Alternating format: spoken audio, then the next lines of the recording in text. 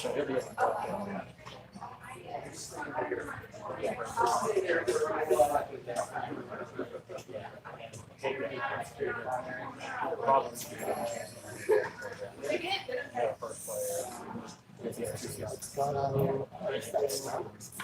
First player onto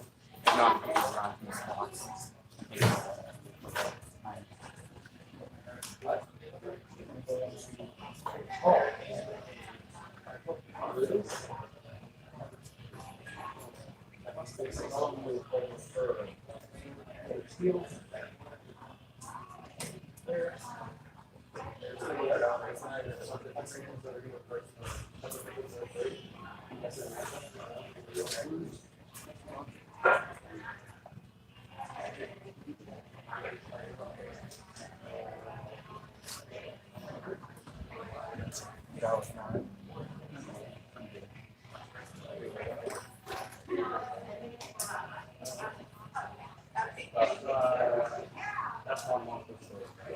Yeah, that's the whole around.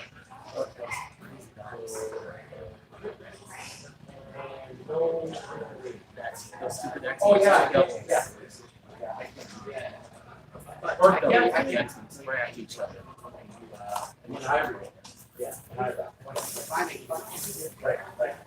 right. Something two doubles to create 3 rays. Party begins to blank.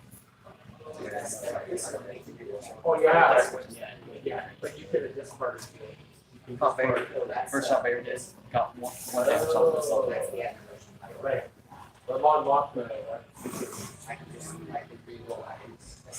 Hey folks, Karnak here, Star Wars Armada Explained. We got Justin on the left, Gustav on the right. They're getting their game set up now. So I'm commentating from like 15 feet away.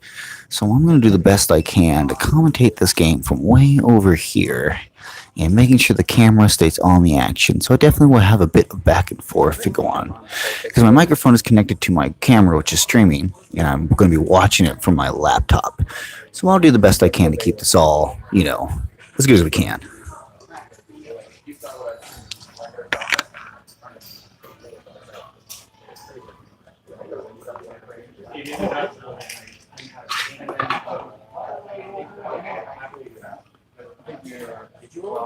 No, this was. I did. Yeah. All right. Yeah, but you were close enough to where you wasn't.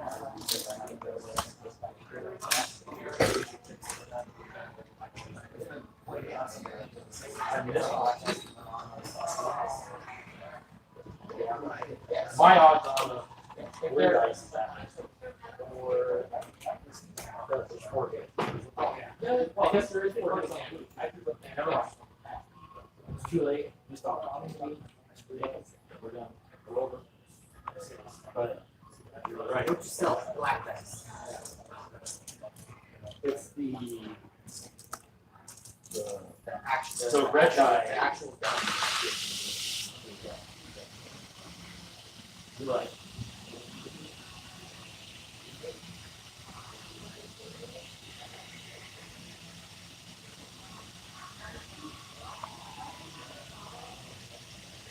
So I can make like a report.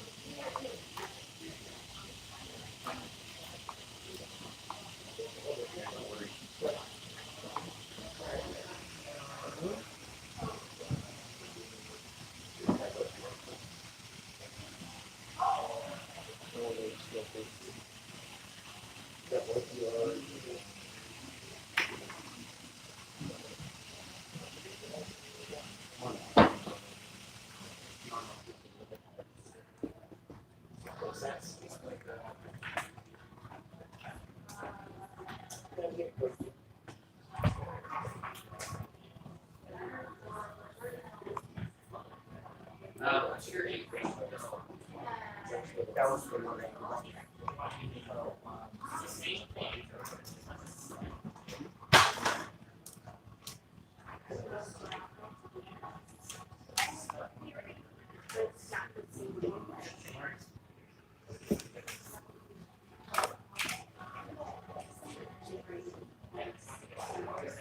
trying to fix that a little bit.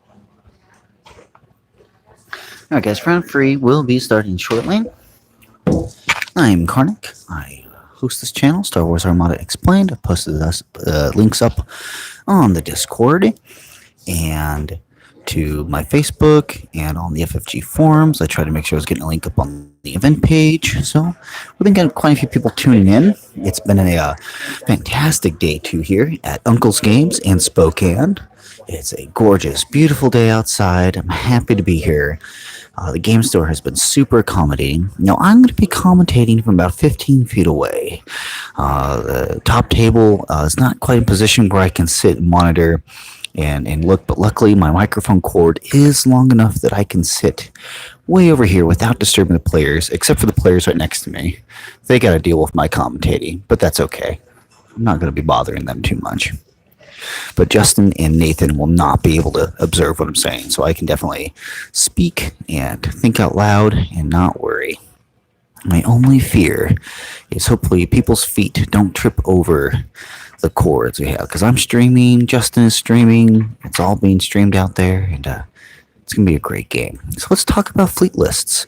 So this is the final round for day 2. We've already seen Justin play, we've seen Patrick play, we've seen Nathan, or we haven't seen Nathan, but it's going to be a Gustav versus Justin, and this is definitely going to be a big game. Depending on how things go, we don't know who first, second, or third is going to be. Now, Gustav has won 2 games. He's in the lead by wins alone.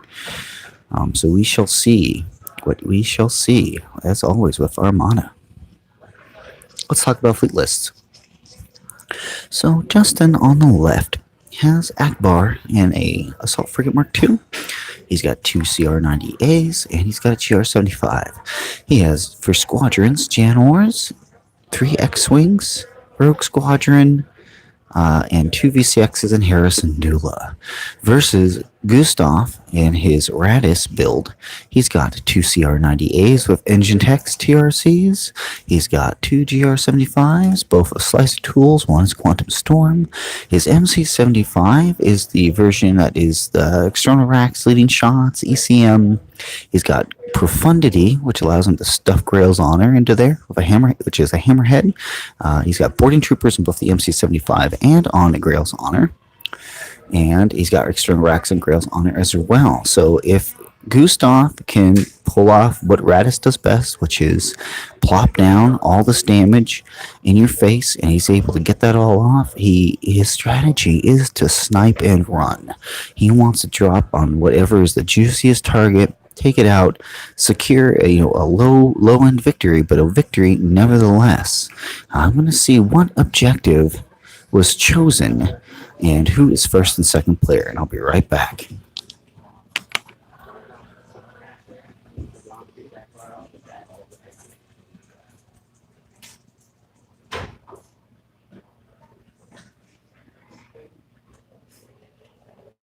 I wish there was actually that thing. Wow. Because that was going to be Oh, I absolutely would have that. So, the objective is targeting beacons, and Justin on the left is second player. Gustav on the right is first, which is what Gustav prefers. He wants to be first player, so that way he can Raddus in, drop off his MC75, drop off Grail's Honor, activate Grail's Honor first, it pops its damage, it runs off, and then he can activate the MC75 as Gustav's second activation. Now, what Justin has to avoid, like with most Raddus builds, is you need to avoid getting double arced. And you need to only give him one viable target to drop on. As you saw in the last game, Gustav was able to get 3 Corvettes in range with his Raddus drop, and he pretty much managed to wipe out all 3. which set Patrick like really behind. Well, he wiped out 2, but it still put Patrick on the back foot. So Justin needs to avoid that situation here. Now, as we've seen before, if Justin targeted beacons is an objective that only benefits second player. Each player gets 2 objective tokens they can put down, but the first player just throws those in a corner where they're not going to be used at all. But Justin has brought VCXs, which will allow him to move those tokens and try to get that inner range to provide a benefit of reroll. If any ship is at distance 1 to 2 of that token, if it's the second player who's attacking, he can reroll 2 die, which for Akbar and red dice, that's really beneficial for Justin. Oh yeah.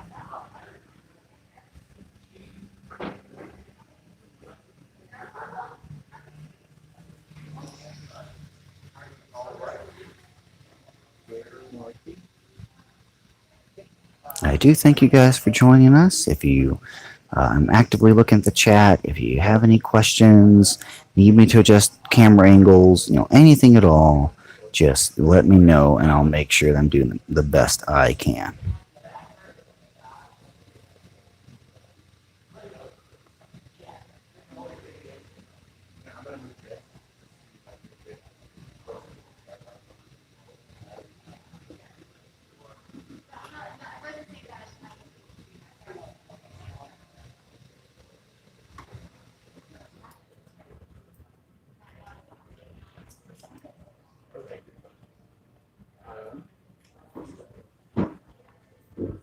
Yeah, and then I think it's this.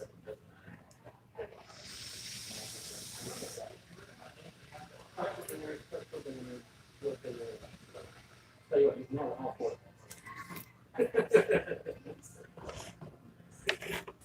Okay, and then beat 3, 2, and I get 1.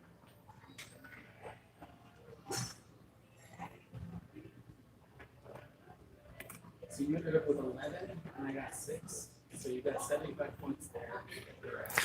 So we're in the slow point here of deployment, putting the obstacles down, ships are going down.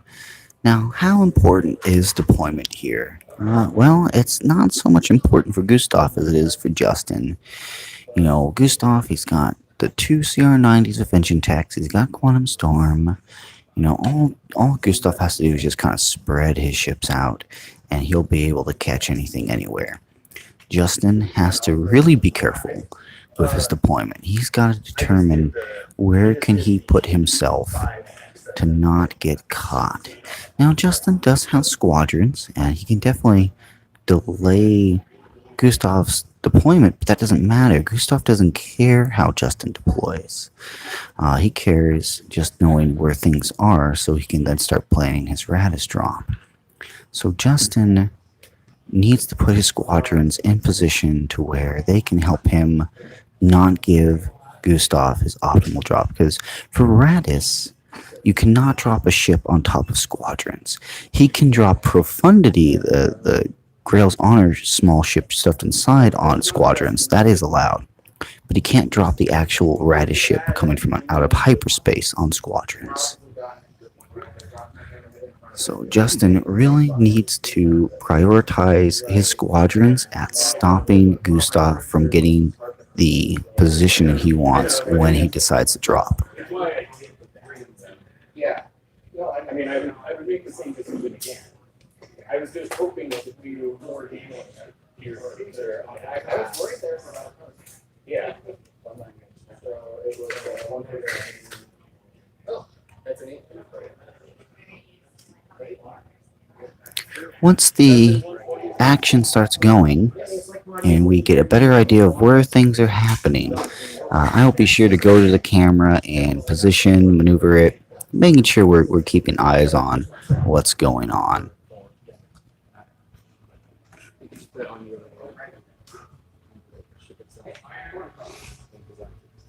How many points did you get in the first game? So you're sitting at 11.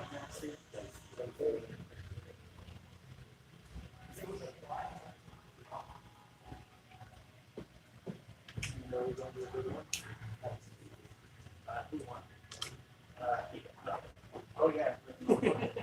and we're just doing it. Okay. Yeah. And everybody gets tired. Yeah, sure.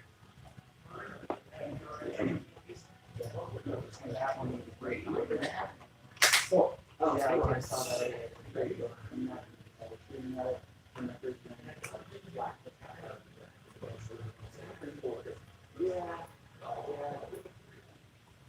I thought I had the other one. You did for the longest time. You got all your tokens and rice. I do.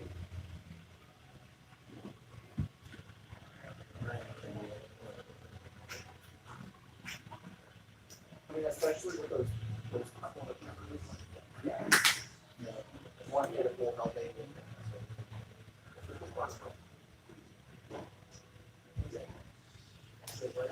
Again, still in deployment. Still waiting on where things are gonna go. Justin really thinking about where he wants his ships to drop. Gustav's all done. He's waiting on his opponent at this point. But again, Justin, the pressure's on him to deploy where he needs to be. He's got to be smart about this because he doesn't want to get multiple ships caught by Raddus. Just like his game with Patrick, he kind of has to stiff arm Raddus as best as he can if he wants to secure this win.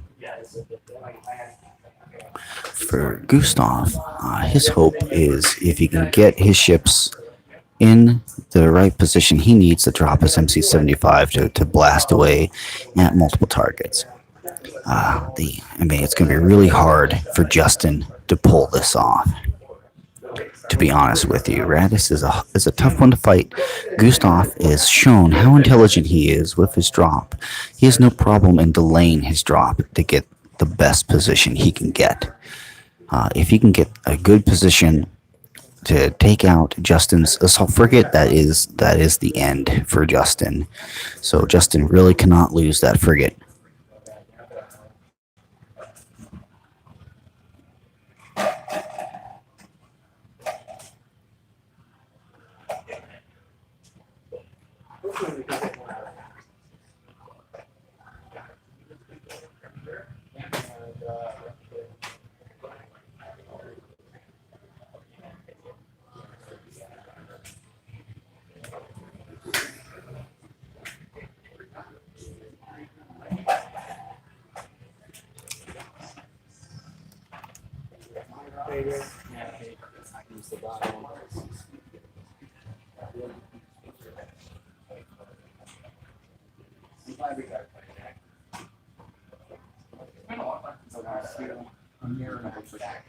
Yeah. But I think you taking some of the right decision. Full bomber. Fire lane.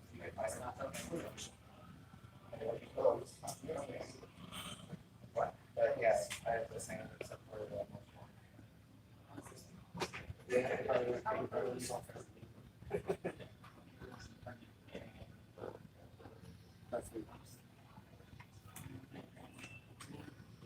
Squadrons going down in the middle for Justin. Again, Justin really needs to make sure he's prioritizing those squadrons to stop an optimal Raddus drop. That's what he really needs to focus on if he wants to keep his ships alive.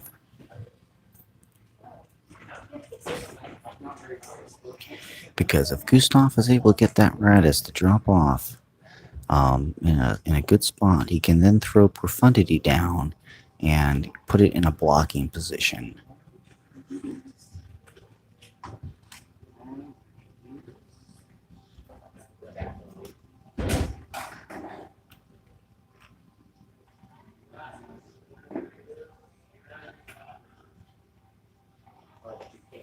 Command dial's being set now. Looks like everything is deployed, and they're going to kick off round one here in just a moment.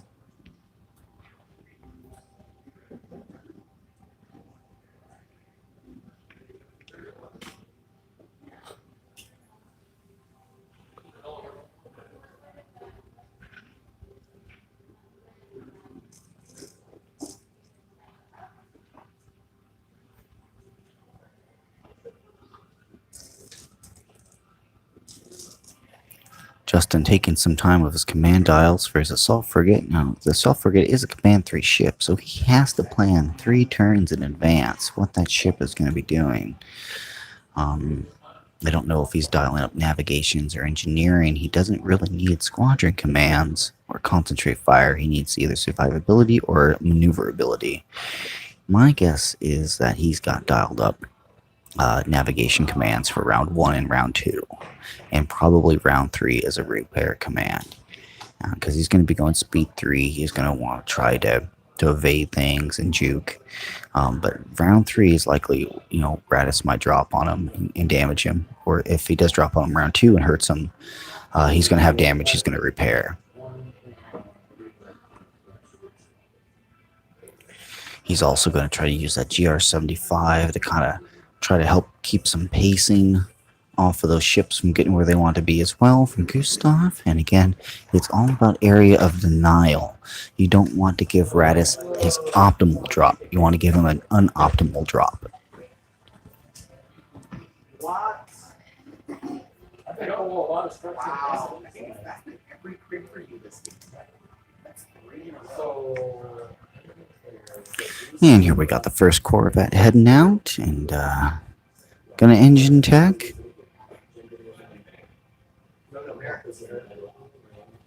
I'm going to go verify which Corvette has Raddus on it, and I'm also going to adjust the camera angle. I'll be right back.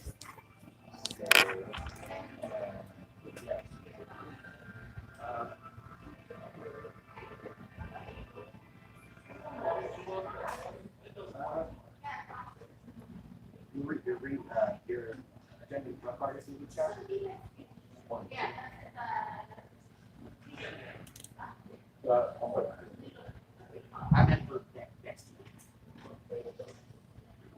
Yeah, wow, I needed that.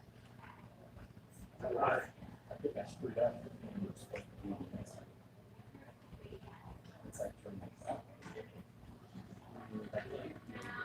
That might have been it. There's a lot of ones that we got made. You're not out of the woods yet. No. So Raddus for Gustav on the right is the furthest Corvette at the top of the screen. Again, Justin has Admiral Akbar on the assault frigate, or assault potato as we affectionately call it, or guppy. Now, all of these Corvettes have TRCs, but Gustav has engine techs on both of his Corvettes.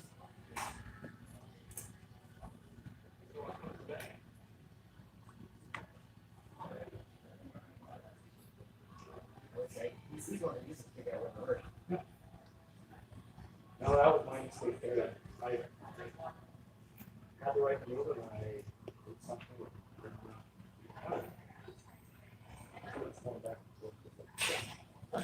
So this first round is going to be jockeying for position, or first turn, excuse me. We're in round 3 of the tournament, turn 1 of round 3. Lots of jockeying for position here, not a whole lot of excitement going to be going down. So if you got questions, anything you want to talk about, ask me. More than happy to talk. If you want some idea about FFG's upcoming products that are going to be announced at Gen Con. I'm not a playtester. I'm also not going to reveal any information I may or may not know, but I can definitely happily speculate. Or if you have questions about Armada, maybe builds, or what's good, what's not good. At the same time, I'll make sure and keep an eye on the game and commentating. Again, I'm sitting about 15 feet away from these players. They can't see me. Or rather, they can't see me. They can't hear me. They're not going to be looking at me.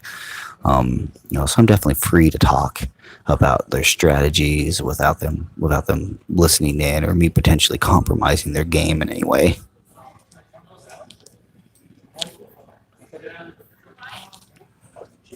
Gustav activating his Quantum Storm.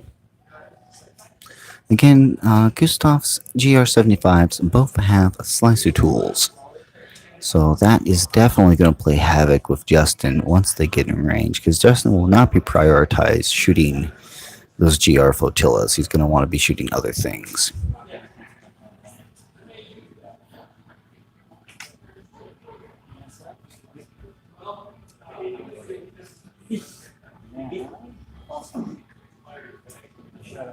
Alright, I'm going to leave the chat for a moment. I'm going to go get some water in my bottle. And when I come back, maybe things have progressed along enough that we'll have more to talk about. But I've whipped on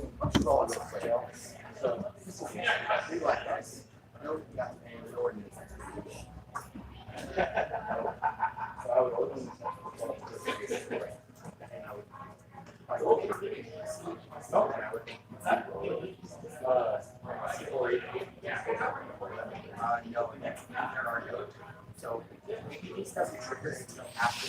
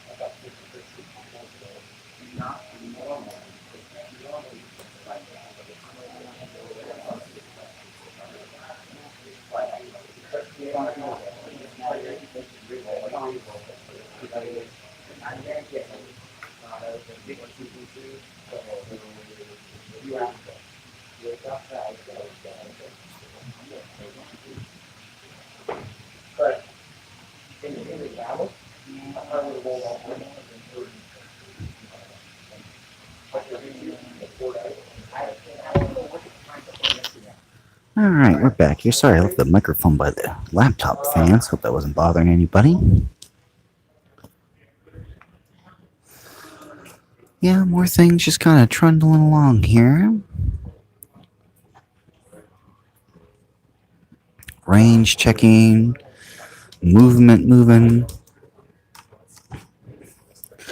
Good play by Gustav here. Gustav is going to get exactly what he wants, and he's going to be able to get that Corvette into position for the Raddus drop, and it's going to be a devastating drop for Justin, is my anticipation.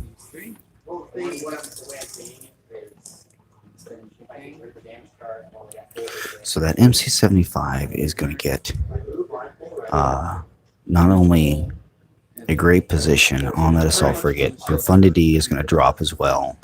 It's going to go first. It's going to blast away at the assault frigate.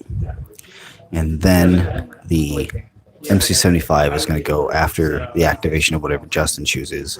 And it's also going to blast apart that assault frigate. Justin is in a bad spot right now. So it's unfortunate because none of those squads are fast enough to get in position to block the Raddus drop. Sure. Okay. So yeah, if you move on.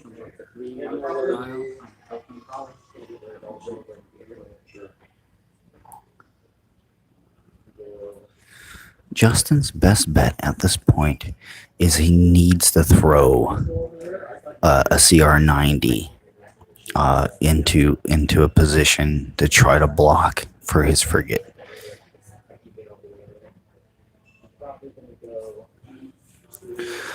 Scott, in the top table here, there's only one assault frigate. From what I've seen, there are no other assault frigates at this tournament. There might be, but I don't think so.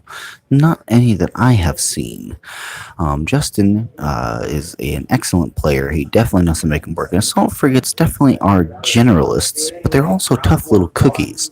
And they're great with Akbar. Akbar really makes them shine. But as mentioned, they're kind of generalized, and they're definitely a little expensive, but they definitely can take a punch. But they definitely can't take a punch from an MC-75, especially after Grail's Honor is going to punch into it. I agree, Michael. He might be able to get his squadrons in position, but I really don't think so. They're only speed 3. None of them can reach the positioning that he's going to want to stop the MC-75 coming down. He really needs to get his CR90s in the other positions that his squadrons can't reach, so that the MC-75 cannot wail on his assault frigate. Because if he doesn't accomplish that, Gustav is going to drop that Raddus MC-75 with the Profundity Grails on her Hammerhead, and he is going to wipe out that assault frigate next round, guaranteed.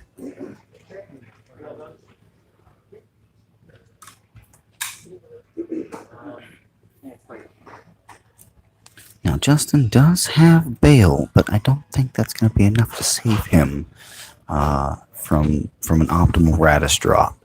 Again, he's got to position his ships optimally. And again, he's running away from his squadrons, so squadrons are going to be super hard pressed to help out in this situation. So far, she's won every game. I want to hope she does the same. Nice. Do you have any questions?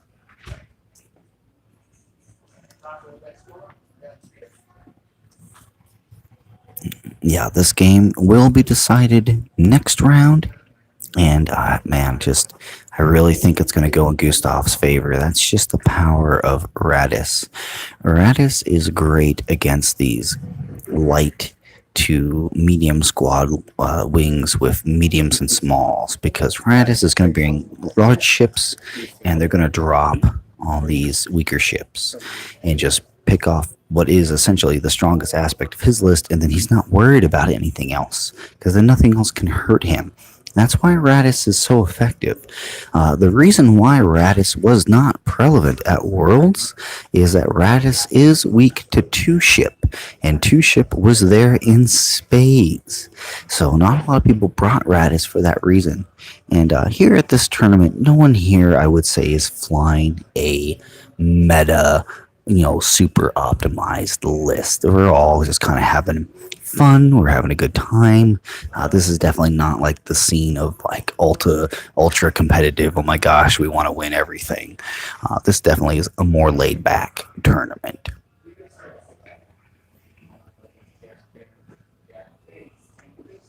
But in these kind of tournaments, that is where Raddus shines.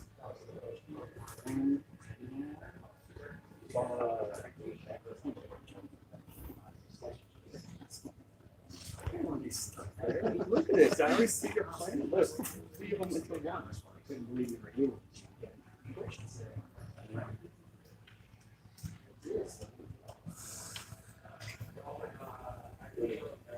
Here we go, squadron phase. He's trying to jockey those squadrons in position. See, yeah, not quite what he's looking for. An MC-75 is still able to fit in there. Yep, here comes the MC-75 dropping down.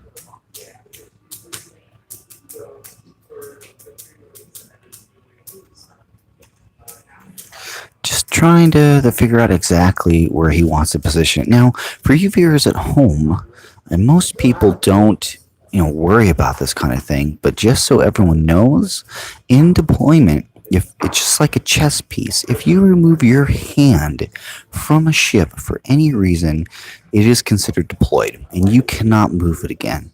Now, we're flying casual here, but this did come up at Worlds, where someone had put down a Raddus ship, took his hand off it to think about something, and his opponent said, "Oh, that's your deployment, you can't move your Raddus ship anymore," and he was technically correct.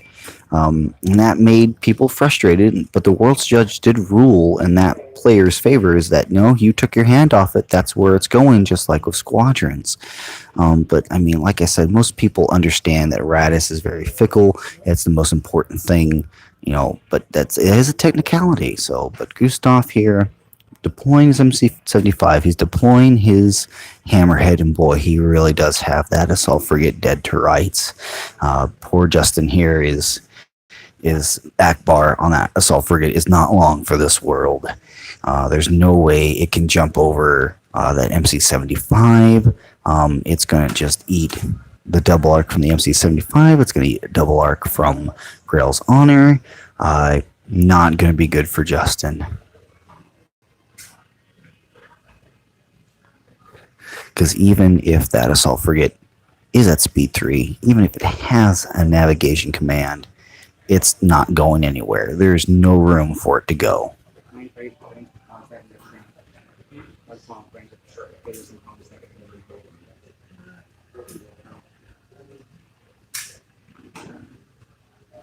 You all want to fly? You want to but you can cancel that guy before.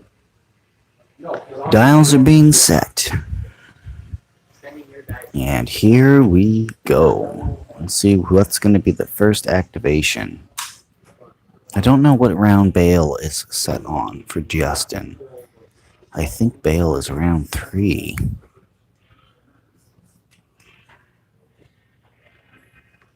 No, Bale might have been set for round 2. He might have round 2 activation with Bale. But again, that's not going to save the assault frigate. It's stuck. There's no position. Nope, Bale had been set for 3. So here comes Hondo. Hondo is going to give a squadron token. Squadron token is going on the MC-75. Concentrate fire token on the Hammerhead. Justin is going to give engineering and a engineering and a navigation token. But again, those aren't really going to be too helpful to Justin.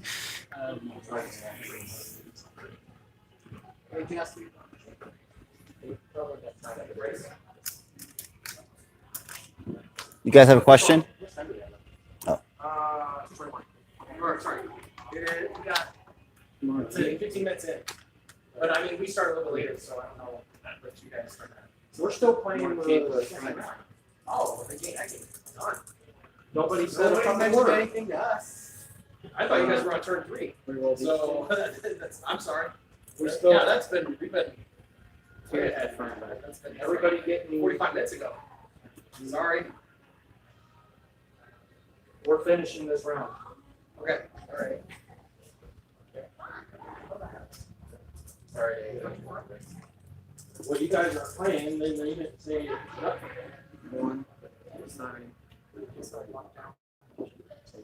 Alright, there's the initial roll.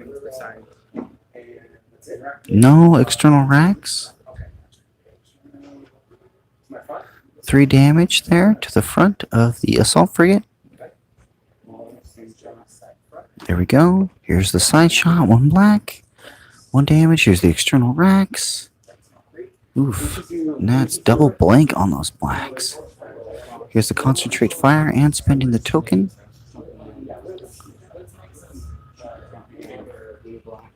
There we go. 2 damage.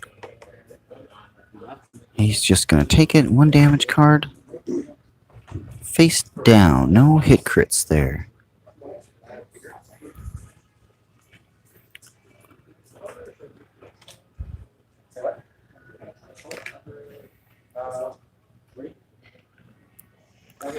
Now, when Grail's activated, it had a squadron command, so it flipped the brace on the assault frigate.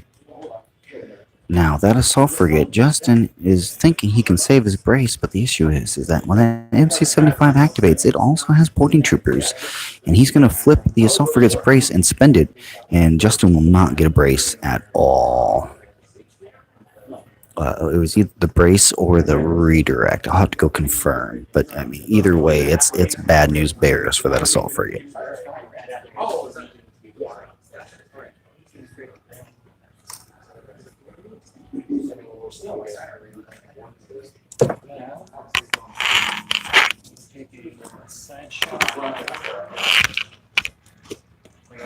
I'll be right back. I'm going to go check out, see what tokens have been spent.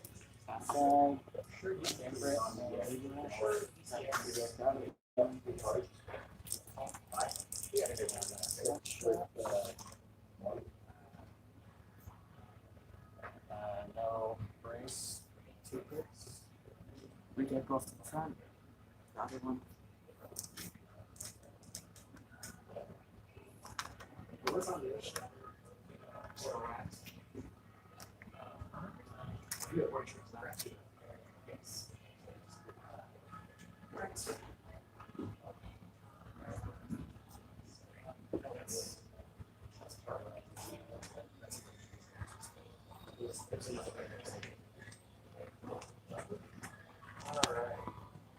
Yeah, verified what's going on. So, when Gustav activated, he had boarding troopers on the Hammerhead. It flipped the brace on the assault frigate. It then rolled over the course of 2 arcs, 5 damage. So there's no more shields on the front of the assault frigate. The assault frigate took a 1 damage face down. Now, when that MC-75 activates, it's going to use boarding troopers, and it's going to spend away Justin's brace. He will not have it anymore, and it's going to spend his redirect and his evade. So he'll only get to have a redirect for 1 attack. The issue is with the double arc, quad battery turrets, Gustav has a high chance of getting accuracy and locking that redirect. Now, Justin does have ECMs, but that's only going to help for 1 attack. And even then, with double redirect, if he can use it, he only has 1 redirect total. Boy, that a frigate is not long for this world. It will explode.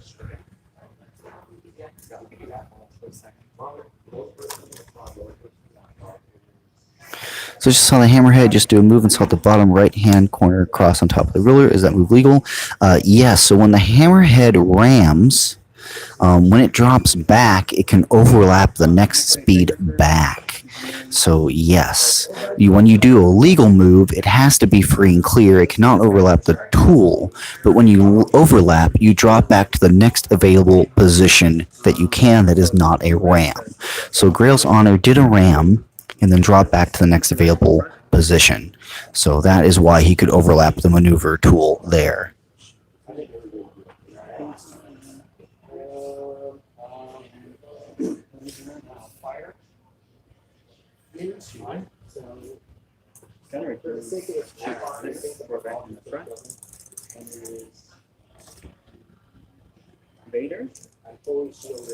Here goes Justin.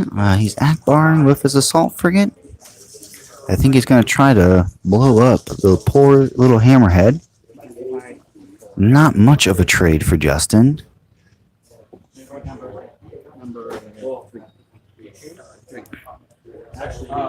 Going to be using targeting beacons to reroll some die. He does manage to kill Grail's Honor.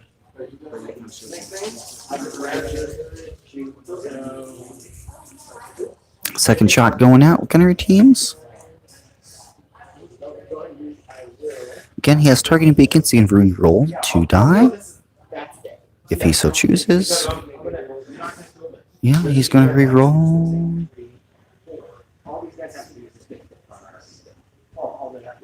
Let's see here. Medium range. Re-rolling those 2 die.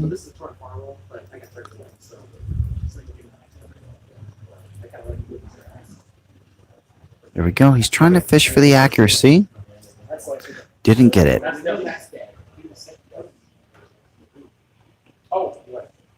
Tool and fire reroll. Oh my gosh, he managed to get the accuracy. So targeting beacon roll, the blue and the red, didn't get the accuracy. Tool and fire coming in, saving the day. Got that accuracy, blows apart a flotilla. Again, killing a Hammerhead, killing a GR75, they're not worth nearly as much as that assault frigate.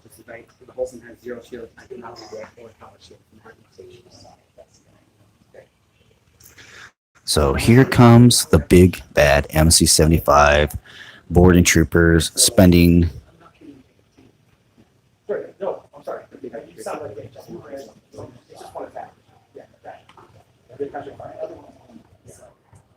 There he goes. He's gonna up there talking about who's doing what. Oh, he's not activating his MC-75. He's activating a Corvette. A Corvette is shooting. Oof, not a very good roll. Not a good roll at all.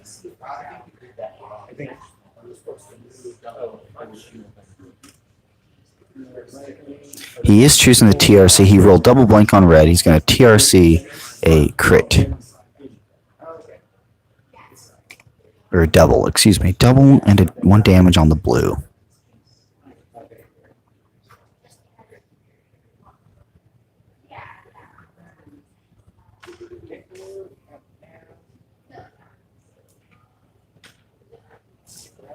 But we should take the.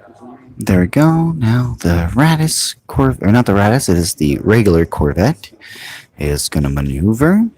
He's going to try to swing it around to keep it in the fight, to keep trying to hit Justin's Corvettes and take those down as well. Now, one question is, Justin, is he going to bother with the MC-75? I don't think so. I think his other two Corvettes are going to try to focus fire that regular Corvette down. I don't think he's going to try to hit the MC-75 at all. I think he's going to try to kill that Corvette, and I don't know what else will be able to die in this game. I mean, the MC-75, when it does activate, it will murder that assault frigate. And it might be able to murder that assault frigate in one shot, and then he might be able to pop another Corvette. So, Justin's just in a bad spot.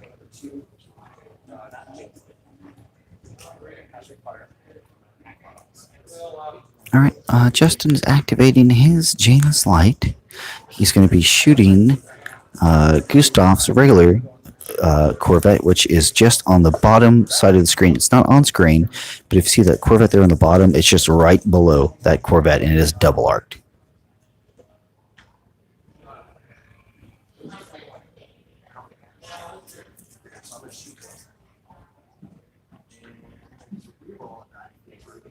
Targeting beacons going to play. He's shooting the MC-75 with one attack.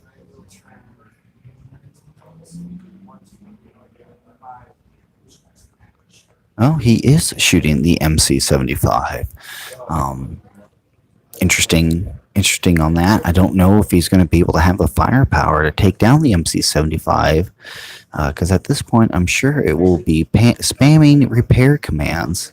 I just don't know if Justin will be able to have what it takes to take it down, and somehow his assault frigate miraculously survives. But even then, Gustav has first player, and he's just then will just blow it out of the water.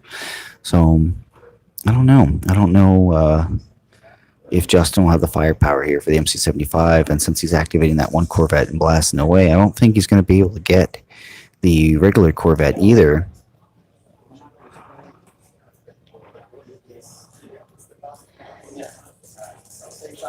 So, taking some shields down. Here we go. Here's a shot out the other Akbar side of the Corvette that's not on screen here on the bottom. 6 damage. Wow, what a roll. Close range. That really tore into that Gustav's Corvette over there. Face up. Oof, he pulled a structural damage. That Corvette is super hurting. So Justin absolutely has an opportunity to take out that Corvette in the following round. But again, it's not going to be enough points to make up losing his assault frigate when that assault frigate explodes.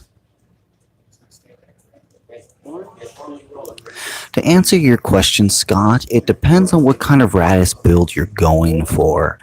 You can build Raddus to be first or second, but when you're doing the Profundity Raddus build, you want first player, because the ship that is dropped from Raddus at a hyperspace can't go first, but if it's Profundity, you drop out your Profundity small, you activate that first, it blasts away, it moves on, and you position your MC-75 in a way that if it's a medium or a large ship, or even some small ships, doesn't matter where it goes, it's still going to get blasted by that MC-75 and blow it up. So that is the power there, the MC-75, really so I'd say depending on your build, most Radduses want first player. Typically they want first player. If they're doing the Profundity drop. Otherwise, depending on the Raddus build, they could build for second. Because since it can't activate first anyway, the first player will move, and then the Raddus player will then activate his dropped ship.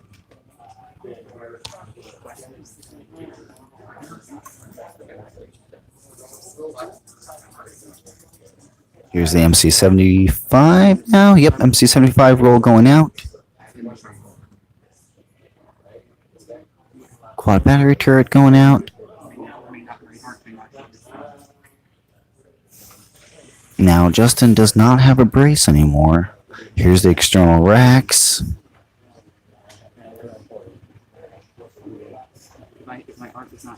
Doing some rerolls with leading shots on his red die. All damage. All those dies are shown damage, so he's spending his redirect. He doesn't have brace. I think that's going to leave this assault frigate with barely any health left.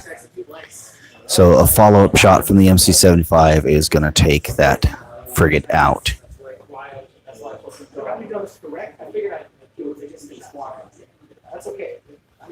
So Justin's happy with the fact it's going to take 2 shots in the MC-75. That way it can't shoot the Corvette in front of it. There's that second shot. Flat battery going out. And there goes the assault frigate.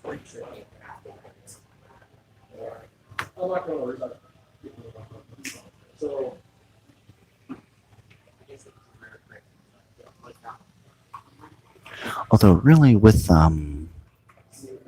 Gustav, I think the MC-75, because he did have, Justin had bail set for turn 3 on the assault frigate, but I think Gustav MC-75 would have been okay to have targeted that other Corvette and killed that Corvette, and then just survived the shot from the assault frigate the next round, and then killed it, counterfired and killed it.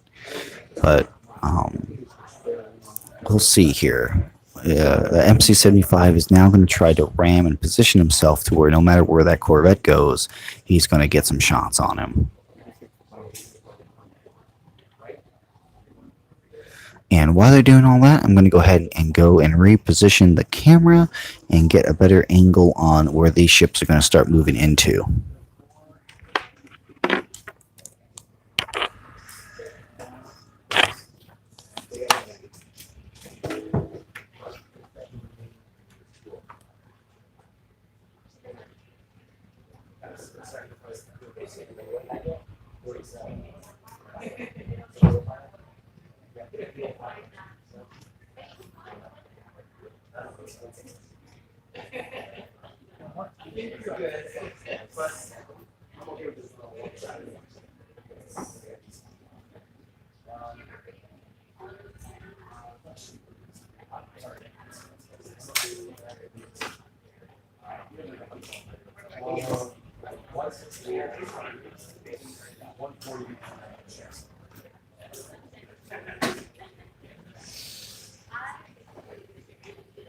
There we are, adjusted the camera.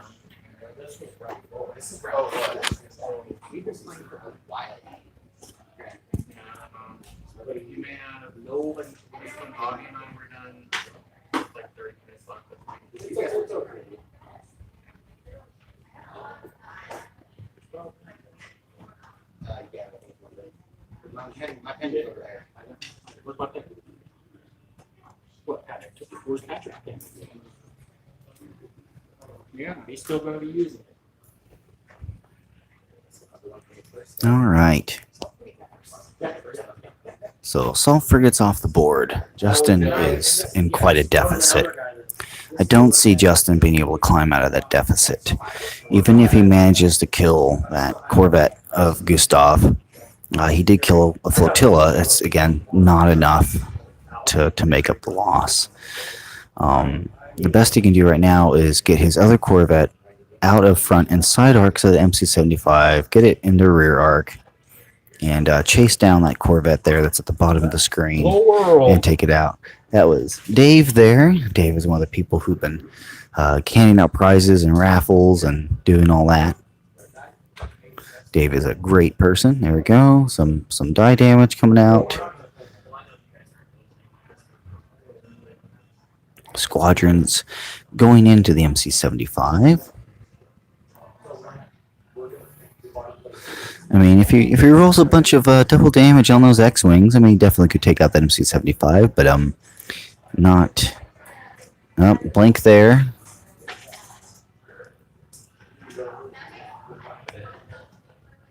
Sorry, I was catching up on stream. I looked away for a second.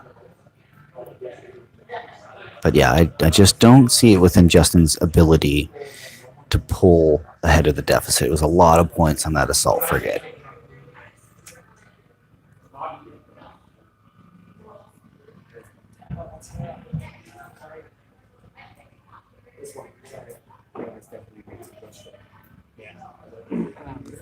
Justin just accidentally picking up the wrong VCX. He picked up Harrison Dula.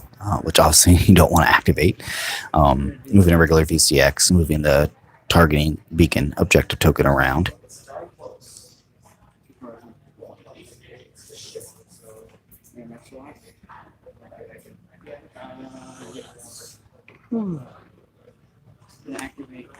I hope all of you have been doing well. I hope you've been enjoying the commentating today. I know I've been enjoying it. I've been having a great time here at Star Wars Armada. We're at the Lilac Open here at Spokane. Star Wars Armada is what we're playing.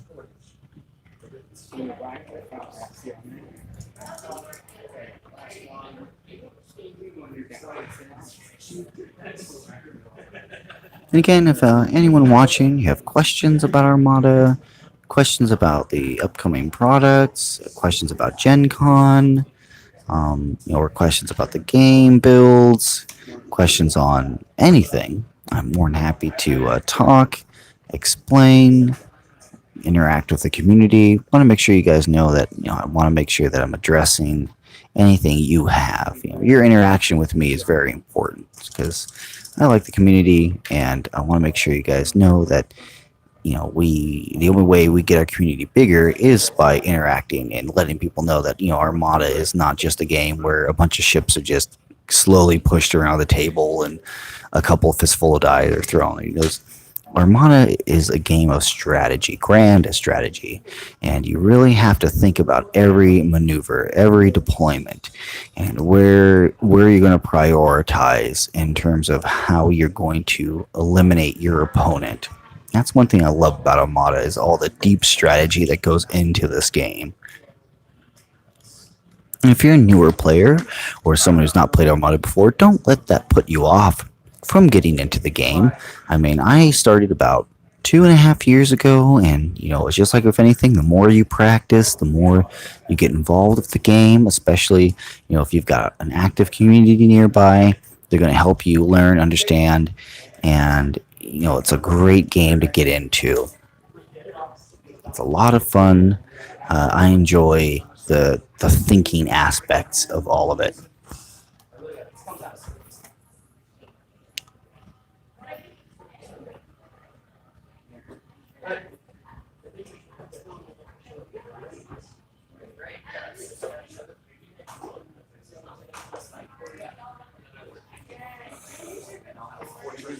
Got two that are already, right?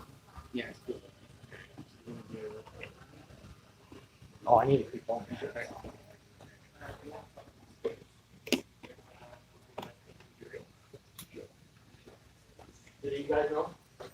At the other table that you guys can't see, we've got a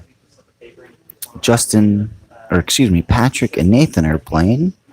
Looks like Patrick here has lost 3 Corvettes. Nathan has only lost a Gazanti, so that does place Nathan firmly in the lead at the moment.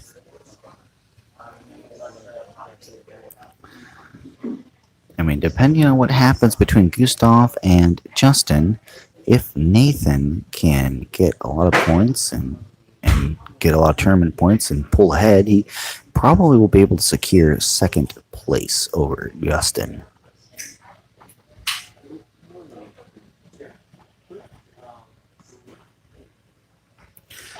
Scott asks, what's my best guess on the 2 new ships? Well, FFG did say, the 2 ships were sizable ships.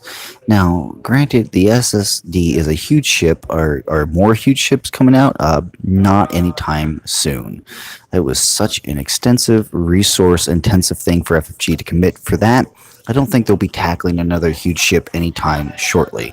So when they mean sizable ships, my guess is a new large ship for the Rebels and a new large ship for the Empire. And I am more excited about the aspect of the Empire finally getting another large ship that is not an ISD. Now, it is interesting that we're just getting more large ships after we just had more large ships, but anything that is going to provide flexibility, especially for Empire and having choices, I feel is more beneficial. Now, Rebels already have 3 large ships they can choose from, and now they're going to get a 4th option. But if I had to guess for what these ships are, they're definitely going to be something that Disney has already established as in canon. So you can tell that they've already been drawing things from novels, from games, other media. So if I had to take a guess, they might pull starship classes from their Aftermath books. Would be my guess.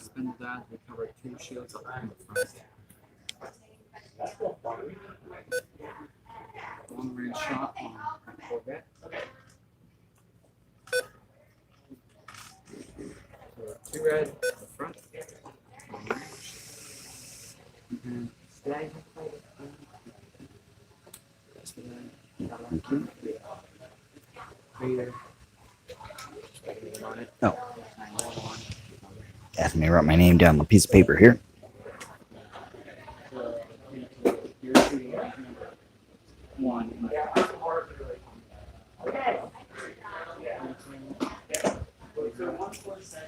There we are. All right, let's get back into the current game we've got going on.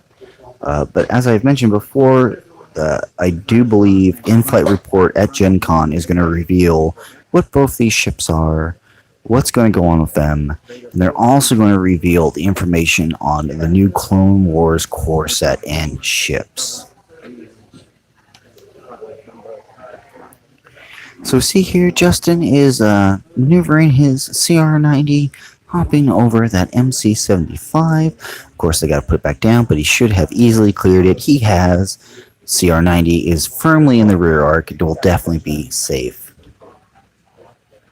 Jacob asks, what do I think the release of the Clone Wars will look like? Well, I definitely think that the Clone Wars will initially release with their core set, and in order to encourage the buying of that product and encourage that community, they're going to announce more product for Clone Wars for Armada. Absolutely, they have to.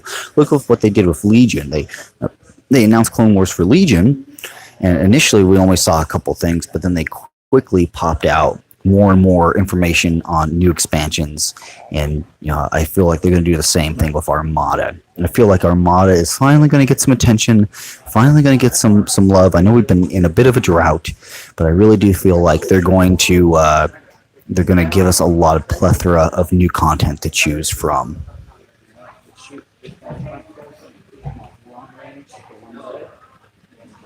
Elizabeth states, I hope that they announce Clone Wars at its bounds correctly. I will absolutely say that Clone Wars is going to be way more balanced than when Armada was when it was initially released. There have been rumors that maybe Clone Wars will be the time that maybe the developers will rebalance the entire game, make some sweeping changes. Of course, I don't have any concrete information. I don't have any reliable sources. That's just what the scuttlebutt is. But I feel, my personal opinion is that if FFG is going to make any sweeping changes, the time of the Clone Wars core release is when that's going to happen. And it's my personal opinion that they will make sweeping changes to Armada, and they will drastically adjust point costs for ships, squadrons, and upgrade cards. It won't be a full retooling. It's not a reboot, but I definitely will say it'll be like an Armada 1.5. They'll make some big changes to the point system of the game.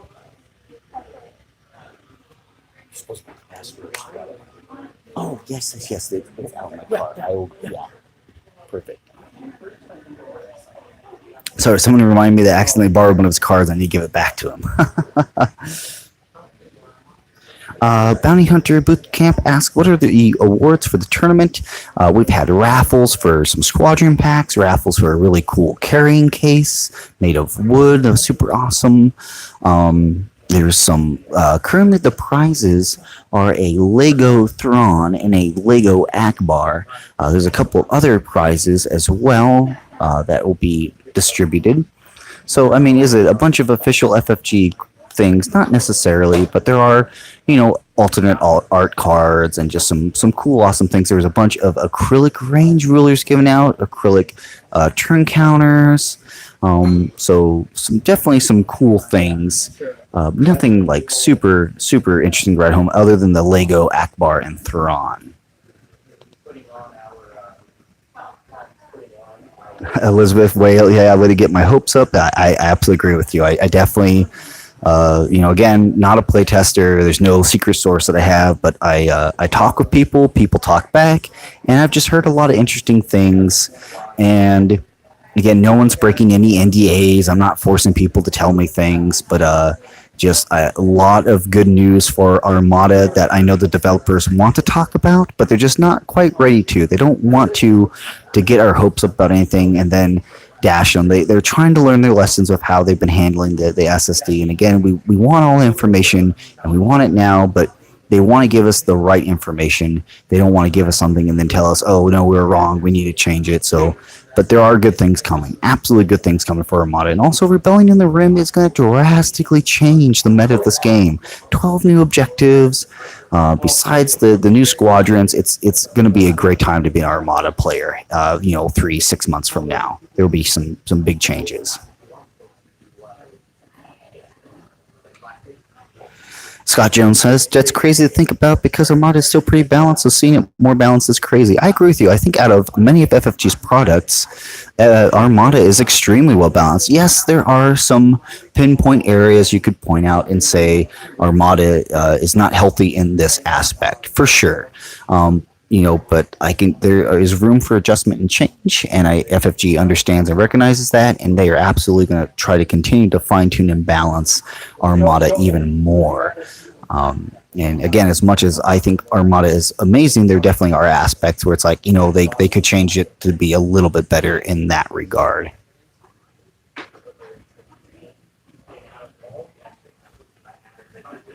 Elizabeth, just so you know, Rebellion in the Rim is on the boat right now. It was put on the boat about a week and a half ago, 2 weeks ago, something like that. It takes about a month and a half to cross the ocean.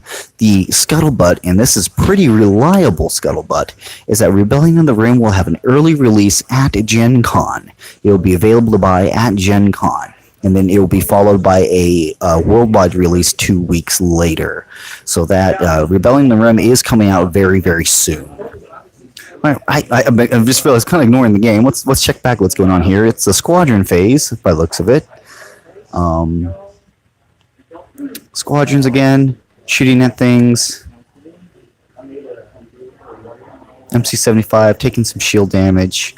I'm going to go do a quick flyby on that table over there and see where things are at.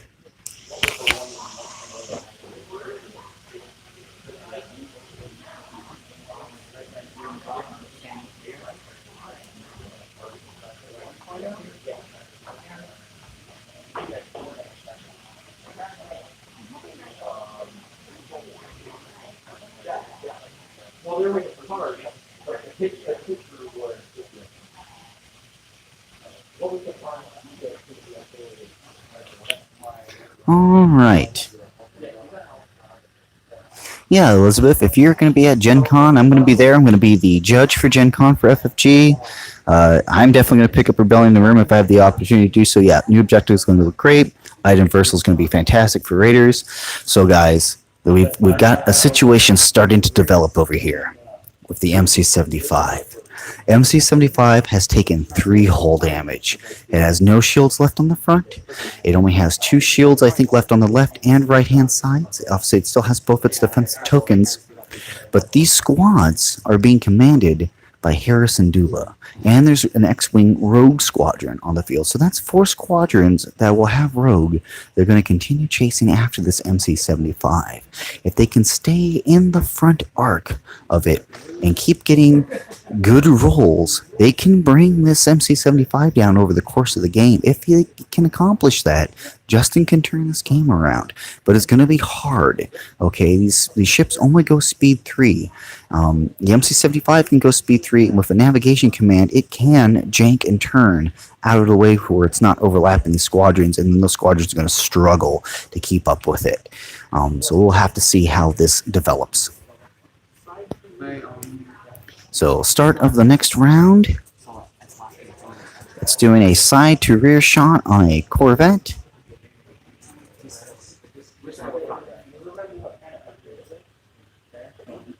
4 damage, I think. Quad battery turrets.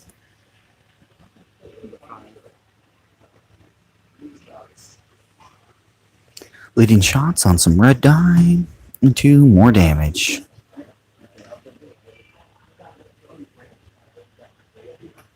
And that takes out the Corvette. That just puts Justin even further into a deficit that he's trying to climb his way out of. If he can kill Gustav's Corvette over there, which only has 1 health left, he can. And then maybe if he can kill the MC-75, obviously he'll pull out a win. But it's going to be tough. Like I said, if he can get that MC-75 still in the front with his squadrons, he can bring it down, as it's only on 6 health right now. But if it's spamming engineering commands, which it very likely is going to be doing, it's still going to be hard for the squadrons to take it down.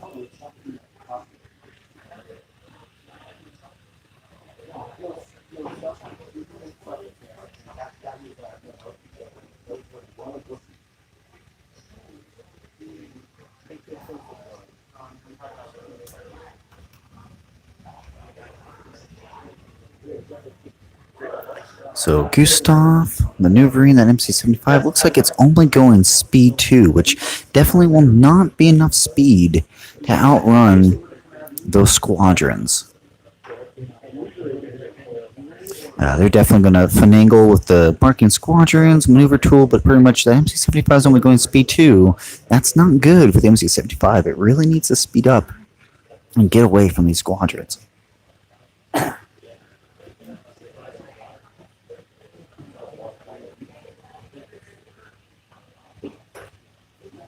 Oh, maybe it is going speed 3. He's got the speed 3 maneuver stick out. Nope, it is going speed 3. I missaw the maneuver tool where he was ranging from, but it is going speed 3.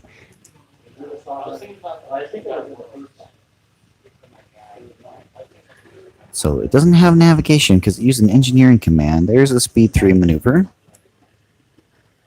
Well, that is still in range of all those squadrons, I think. But after this, it's going to be really hard for the squadrons to keep up.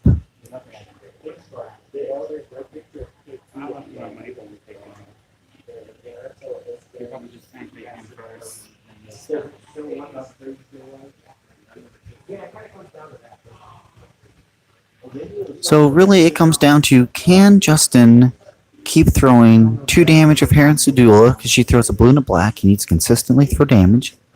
His X-Wings really need to be throwing damage every attack.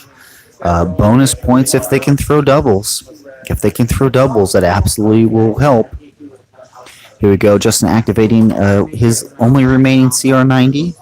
That is the only thing preventing his table. He's shooting at Gustav's other CR90. Rerolling some die with targeting beacons. There we go. Some damage, TRC. And I think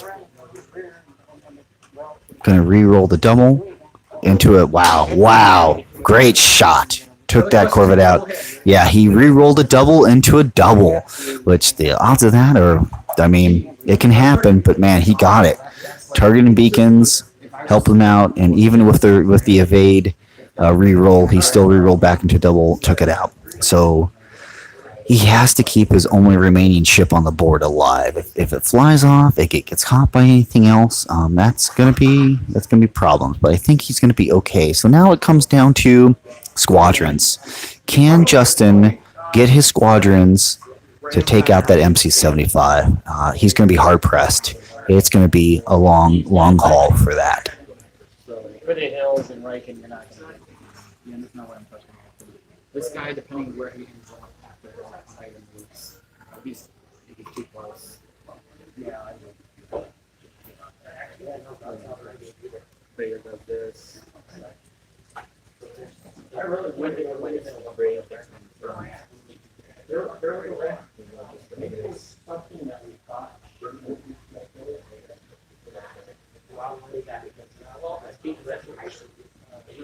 Alright guys, I'm going to adjust the camera again while there's a little bit of a lull and keep it on the action. Good job, man.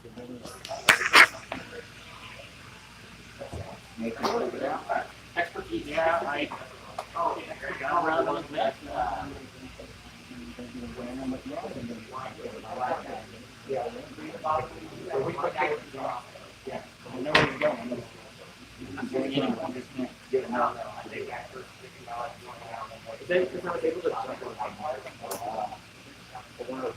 Yeah, I sent one in to Riken and block it, and he was able to jump over it.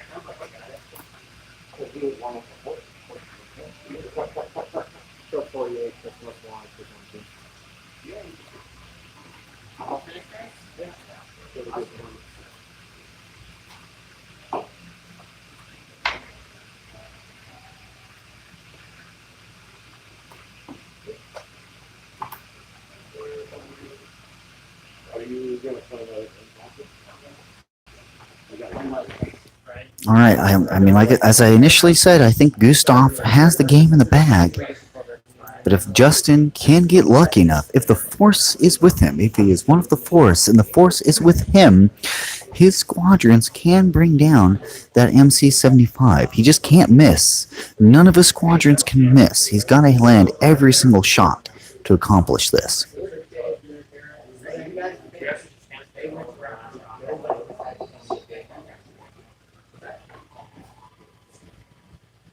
Because there also isn't enough rounds left in the game where Flak is really going to take down those squadrons either.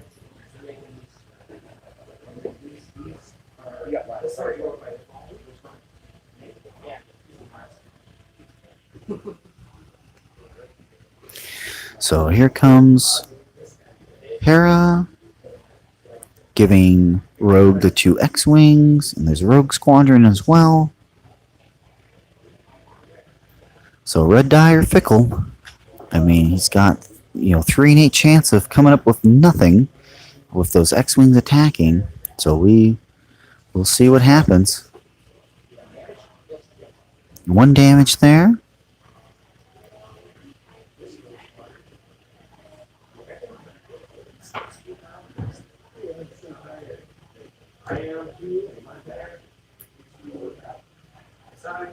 Here we go, side shot. Miss. Oh, that's not what he wants. He's got to be able to drain those shields. And if he's not getting damage, it's not going to do it. Here's Harrison Dula, blue and black. 2 damage. He's just going to brace that.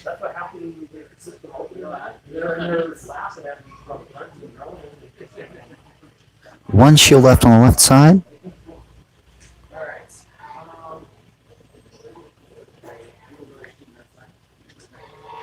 Another side shot coming in. Unfortunately, again, no damage. That's 2 squadron attacks with no damage. Janor's attack for 1. Yeah, Justin really needed all those squadrons to land hits right here where they're all in range to shoot that MC-75. Just a couple misses, and that's putting him, I feel like it's going to still put him too far behind to be able to pull out a victory.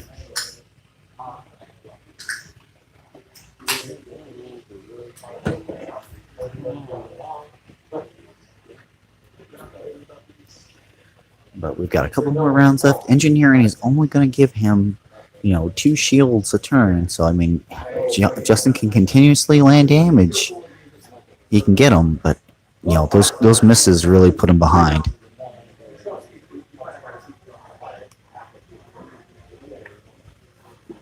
Well, they might be discussing about ending the game.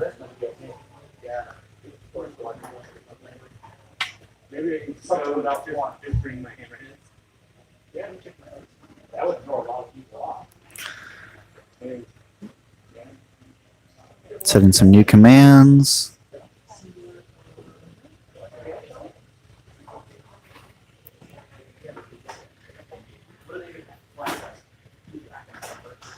So that MC-75 is going to throw blue-black. So, I mean, there's a possibility he can take down Jan Ors. She's only got 4 health.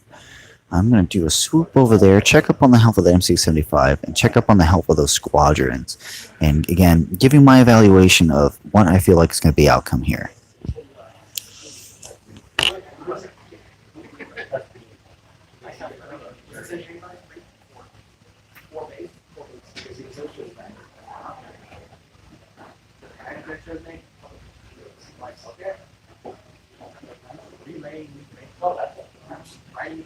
It's a cool ship. It's still technically painted. Just not painted with white. It's painted by SFG. Yeah.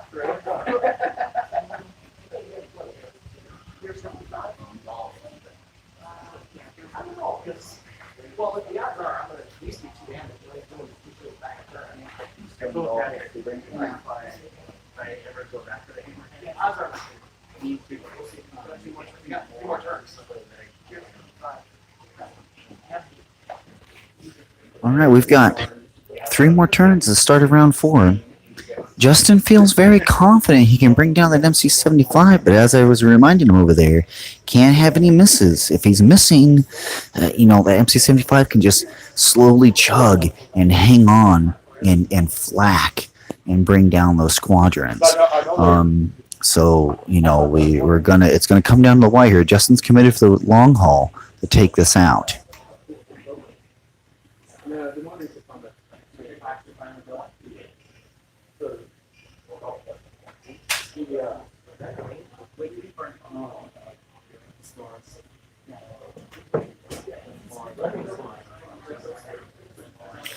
As far for the rest of the board state, Justin's GR75 was taken out. The only thing Justin has left on the board is his 1 CR90. Everything else is gone. He still has all of his squadrons. Again, he's got Harrison Dula. He's got Rogue Squadron. So that's 4 Rogue Squadrons chasing after this MC-75. But again, he just can't get any misses, because again, the MC-75 is going to keep recovering 2 shields. So he's going to be only putting at most 2 damage into that 75 per round. So again, he needs double damage from the X-Wings, and he needs to not miss any shots.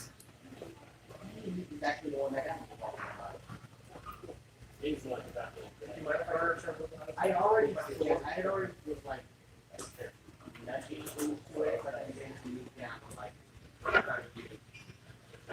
yeah, I was the same way. I got all the stuff, but I need to play it. And then we just had to watch Dave and some of the other ones. I think I own right. I had the force set, but I flipped the force set with my back. And then I picked up I had You get all your dice.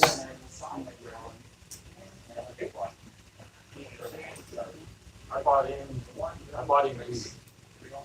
So I bought one. You see an extra blue dice there? Okay. Realized my microphone I was pulling it too far and it was starting to going to potentially get tripped on. Okay. So we see lots of flak going out. Flak. Again, those squadrons will be able to weather it for now, but they can't stay consistently getting flak like that. It will bring them down, and then Justin has less to use on that MC-75. Scott Jones asks, do you feel like Clone Wars fleets, mainly the Republic, are going to have a lot of duplicates in their fleet since we haven't seen the large variety of ships like they were for the Rebels and Empire? I do believe it is FFG's goal to provide alternate ship cards for whatever ships that were in Clone Wars. Absolutely. It's only in their best interest to do that. It saves them time, resources, and development. So I definitely feel like that they will reuse or allow ships from Galactic Civil War, like Arcadins and GR-75s and Gazantes and things like that in Clone Wars. So that will help provide flexibility in its initial launch. If you're ahead on, I think you head on like strong stuff. More flak going out on some squadrons.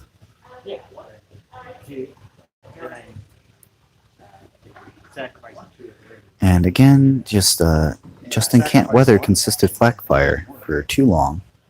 I have been back.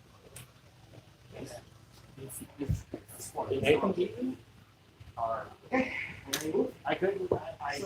You're lucky you didn't play me. We've been 3 times. No, I got around behind him. But Gustav here, trying to maneuver his MC-75 to present its best side towards those fighters, not show its weak sides.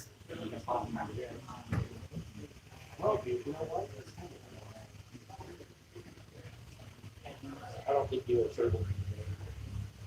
Or the, No, I had a plan. I had it all worked out. yeah, You're run like, away. we could win that for the war because That's what I was thinking. I was like, I just got go after Warlord, and I got a position that it's not going to happen. Okay, again, we're just moving through. This is just a game of attrition. If Justin can wear that MC-75 down, he can pull a victory out of a hat. But if his squadrons start dropping, he's going to be hard pressed to get a victory.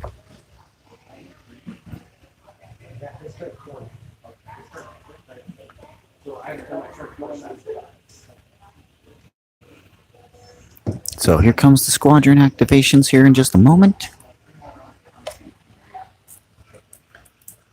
So again, this is round 4 squadron phase.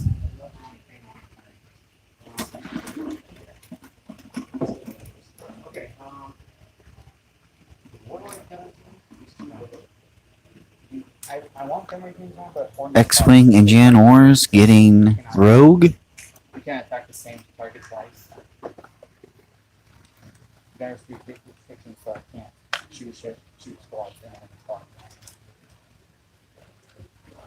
Justin doing some ranging, checking some things out.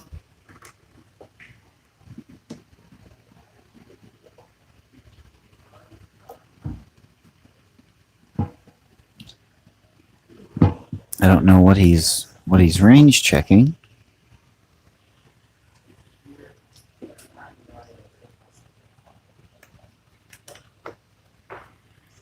There we go. Here's some squadrons. First attack out. There's the damage.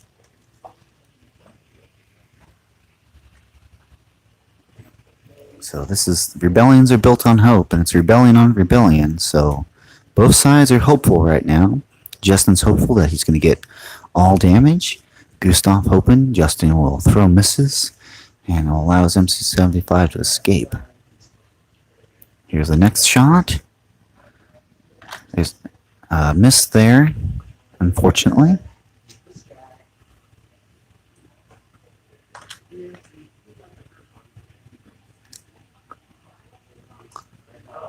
Here we go, red die, 1 damage. Probably going to redirect it. Nope, going to take a face down. That's 4 face down on the MC-75 now. And, I mean, there's never going to be any crits going through. If double contain, that's not going to happen. Looks like Harrison Dula. Blue-black anti-ship roll. 2 damage. Going to brace the 1.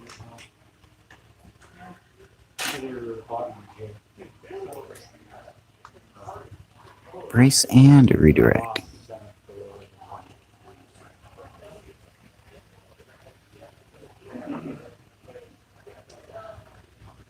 One more squadron coming in. Oh, again, his X-Wings failing. Justin's X-Wings failing to get the damage he needs. Again, you know, with 3 die, or excuse me, 2 blanks and accuracy, it's really hard for X-Wings to always be consistent with their damage. I mean, it's more likely they'll get damage, but it's still almost a 50-50 that they'll miss. So X-Wings just, you know, he needs them to be landing damage, and they're not landing damage. It's just making it more difficult for him to be able to secure this victory. But there are 2 rounds left. But again, with the MC-75 repairing 2 shields per turn, all he's doing is just popping shields off, and he's not really getting the damage he needs into the hull of that MC-75. So with things moving, I'm going to go do a quick fly over, look at some health, look at shield state for the MC-75, and see where we're at.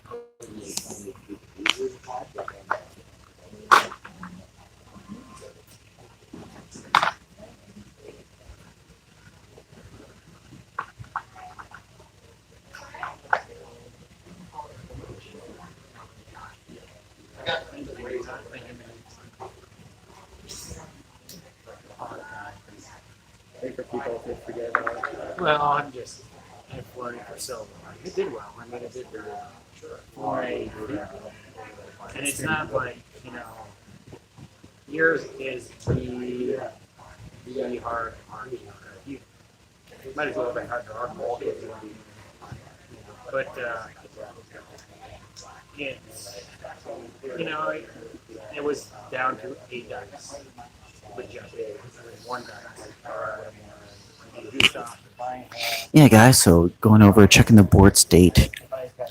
Justin's squad. Some of his squads are little to no health left. They're going to get flak down, which just further reduces Justin's ability to engage his MC-75. The MC-75 has 3 shields on the rear, 1 shield on the right, and only 5 hull left. There's only 2 more rounds that Justin can try to kill the MC-75. And boys, with the 2 rounds in a row where he hit 2 X-Wings miss and not contributing damage, I don't think he's going to pull it off.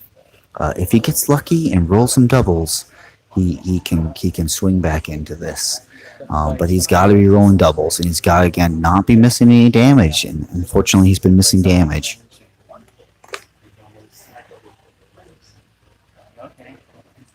Bounty Hunter Bootcamp. Nathan's game has concluded. He managed to pull out a 7-4.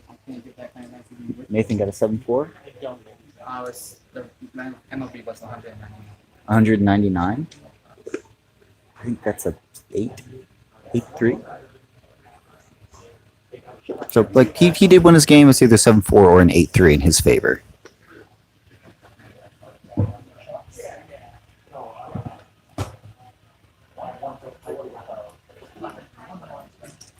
Alright, so back to the main game. Lots of flacking going on. Flak. There goes a squadron. Squadron shot down. I think that was Rogue. It was Rogue Squadron, which is unfortunate. So it's one less Rogue he has available to him.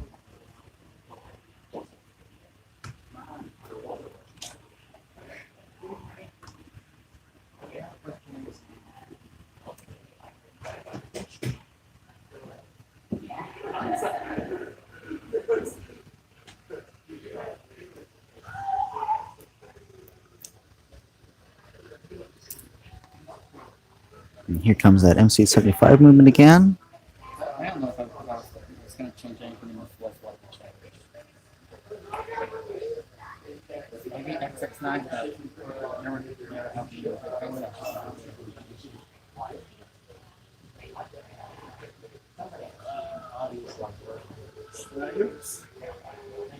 We're talking about your wife. Oh, yeah.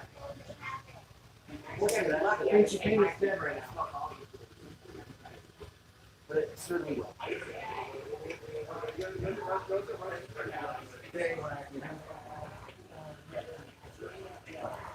So not much happening until we get to the squadron phase. Again, with Hera doling out some rogues. But again, with Justin having 1 less rogue, he's only got 3 squadrons that can get on target. I just don't see him being able to pull this off. He really needed the last 2 rounds, all the squadrons landing hits, and he just did not get it.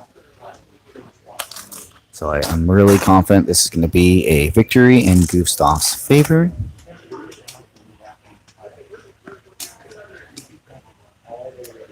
Do I like the tournament structure of Armada, and would I want to change it? No, I think Swiss is pretty awesome. I just feel like 3 rounds of Swiss is not enough to determine a solid victor. I think 4 rounds is optimal, but most people don't have time to play 4 rounds of Swiss, which is unfortunate. There's only so many hours in a day. Game stores are only open for so long. Player fatigue is a factor. But I think 4 rounds is the perfect number.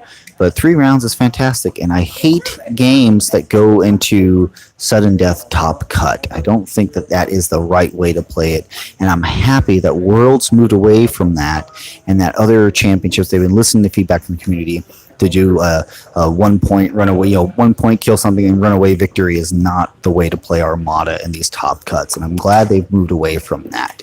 And they're focusing more on Swiss. In this tournament, not being FFG official, they focused more on running Swiss over multiple days, which is, I encourage that. It's a lot more fun. You get more games in, and the games are more dynamic. And this, we're doing a round robin. So everyone has played each other in this top cut of 4. I was thinking of doing magnets. I just thought.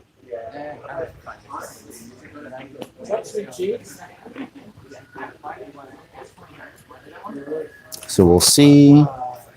Again, you're just kind of going through the motions and the steps here to figure out what will live, what will die.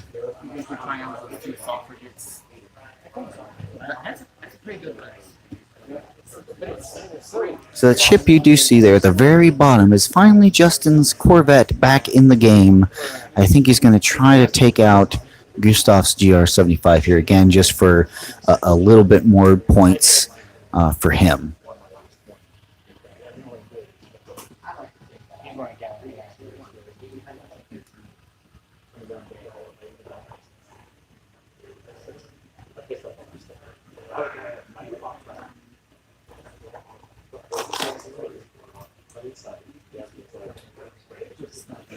But yeah, again, with that MC75, just spamming the repair. It's getting 2 shields back every single turn. You know, Justin had to have been landing, 4 or 5 damage a round, and he was only landing 2 to 3 damage a round. And that's just not enough to break through what is there.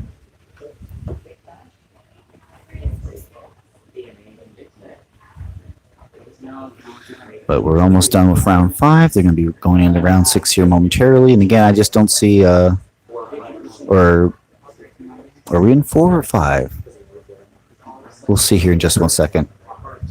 Oh yeah, it's in the squadron phase of turn 5. So here comes Justin. He really needs all the doubles in the world. He needs everything to land maximum damage. But even then, he's only got 3 squadrons that are rogue. That's just not going to be enough to do it. Losing Rogue Squadron in the last wave of flacking really hurt him.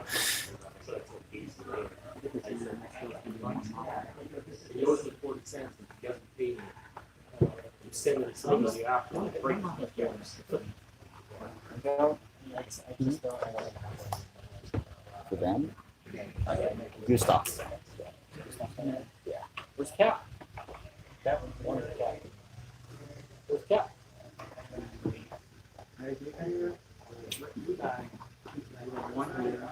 See, when people...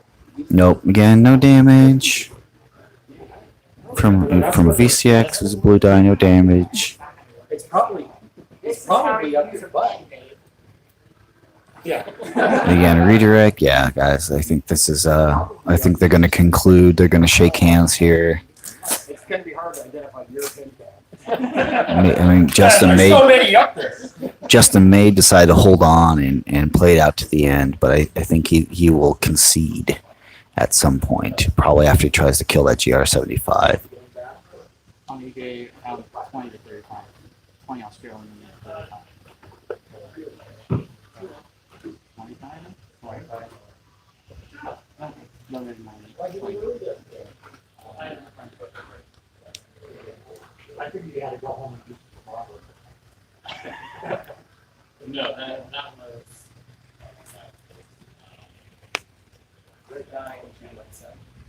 Red die into the right side. That's got shields there, so I don't think it's going to be able to do a whole lot. He's got 3 shields on the rear he can redirect to.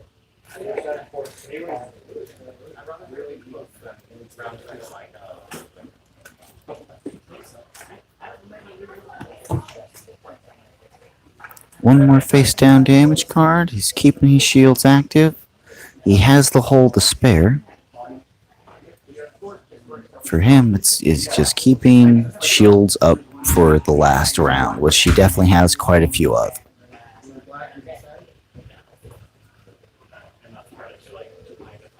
Two, he can brace the 1. Another face down damage card. He's going to brace and redirect that 1 damage to a shield. Good call. He was about to take a face down damage card, which I was wondering why. Again, Justin doing some range check, moving some things. Yeah, yeah. All three of them are like, just bring them down. Red die coming in.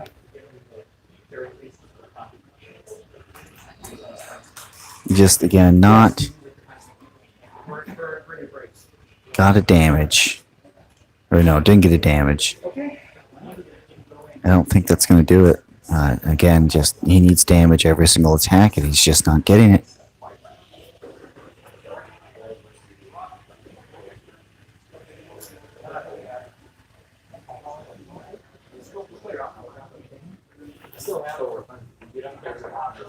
Justin is wanting to play the round out. Gustav offered to just conclude it, and I don't know. Justin, again, the last 3 rounds, not rolling all the damage he needs to take it out. If he'd been rolling damage on every single roll, he would have killed this MC-75 by now.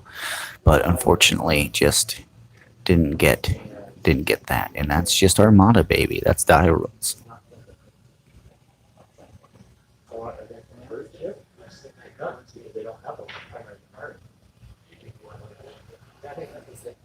Yep, okay, Justin has concluded it. Gustav is willing to concede, so Gustav pulls out a narrow victory against the Squadrons there. So it's a solid win for Gustav. So that concludes round 3 of day 2 of the Lilac Open. There's the handshake. And congratulations, Gustav has won all 3 of his games. He will be the top player at Lilac Open. Congratulations to him. He played very well with the Raddus build. He had a little bit of luck on his side, which you often need in these kind of situations. But he played very well. And they're determining the game, the second player. And otherwise, there's not much left to really talk or discuss. Everything is done. Players are packing up their things. We're going to do some raffling, and yeah, that's about it. I appreciate you guys joining me today. I hope you enjoyed the commentary. I hope it was insightful. That I managed to help expand people who are watching. Again, my goal is to provide more content like this whenever I can. So I'm hoping at Gen Con I'll have someone willing to do live commentary, because I will not be able to do so while judging. Well, this is Karnik, Star Wars Armada Explained, signing off. I'm going to go over to the stream and shut it down. If I had to turn